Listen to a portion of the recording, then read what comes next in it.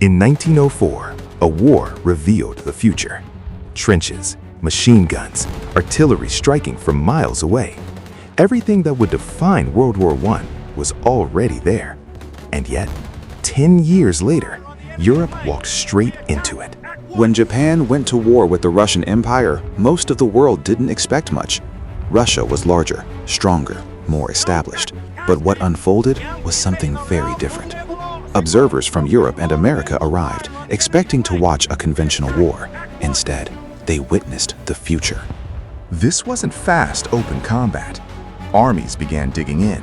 Defensive positions stretched across entire landscapes. Machine guns dominated the battlefield.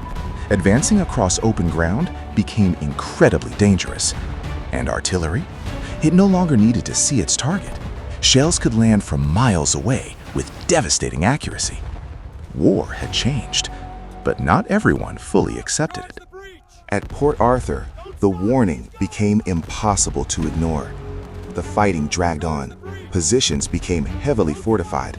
Attackers faced layered defenses, trenches, obstacles, and concentrated firepower.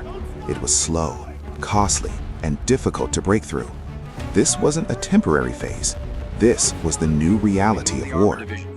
Observers began identifying key patterns. Artillery became the centerpiece of battle. Used from concealed positions, it could shape the entire fight. Machine guns controlled movement.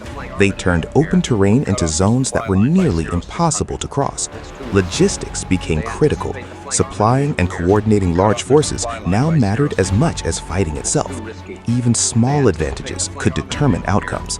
The lessons were clear, detailed, and widely discussed. At sea, the same transformation was happening. Long-range firepower and coordination decided the outcome of major engagements. Naval design began to evolve rapidly.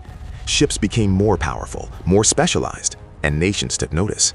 A competition was quietly beginning. Here's where things get interesting. All of this was observed, studied, reported. Military thinkers analyzed these battles in detail. But when a much larger conflict began in 1914, many armies were still structured for an older kind of war. Strategies focused on speed, on decisive breakthroughs. But the battlefield had changed, and reality arrived quickly. The early months of World War I moved fast, but soon everything slowed down. Trenches stretched across Europe. Defensive weapons dominated. Progress became difficult. Battles lasted longer, required more resources, and demanded constant adaptation. Many of the challenges faced had already appeared a decade earlier. The blueprint had existed. The warnings had been seen.